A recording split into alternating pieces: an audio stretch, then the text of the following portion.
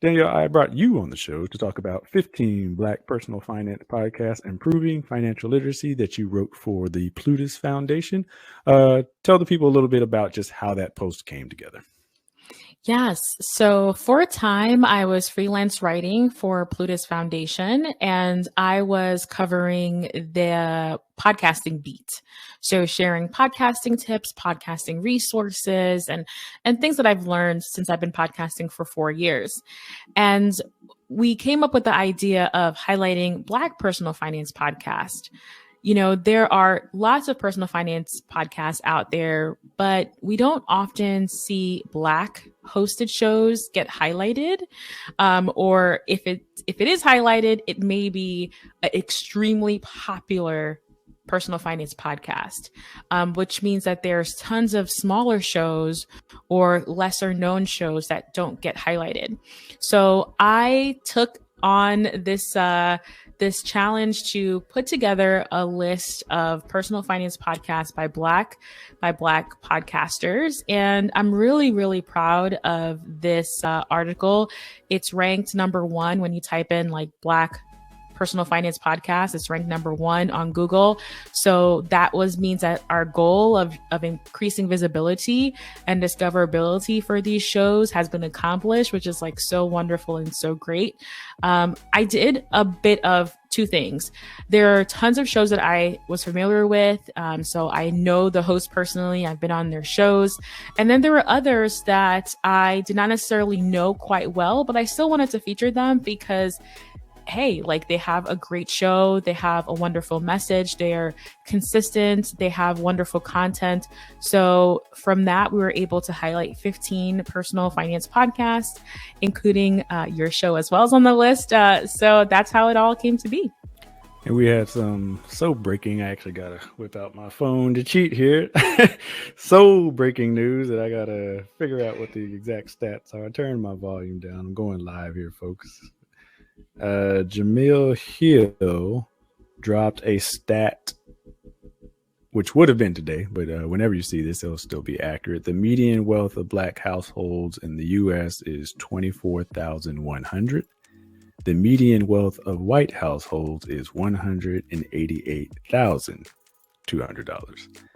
I get that in your show notes as well. Probably old information, but it'll be new for you hearing it today. So I think this is an important conversation. I actually share that along with the tee up for this conversation. Added to Jamil Hill on Twitter. Shared it with a Black group that I believe we're both in. There's a lot of them.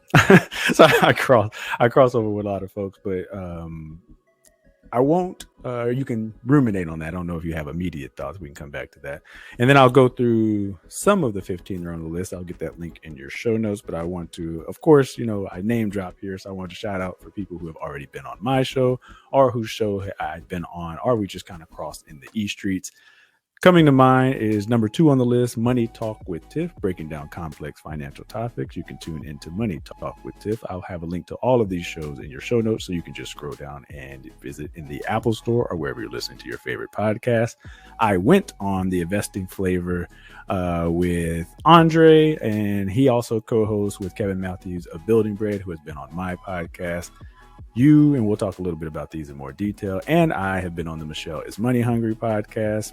I had Rich and Regular on here, authors of the book Cashing Out, Win the Wealth Game by Walking Away, and got them on Good Morning America. And then the Money Exchange with Patrina Dixon. So I want to shout out all those people. Patrina had me on her show.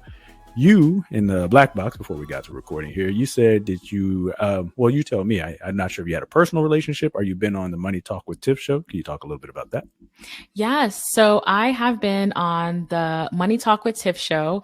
Actually, when I started my podcast in 2018, Tiffany Grant was one of my first guests. So probably episode number 7 or something like that.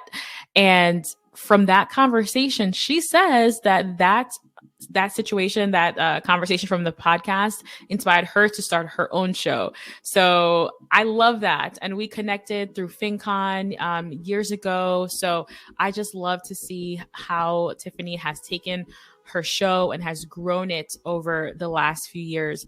What I love about Money Talk with Tiff is that these episodes aren't long.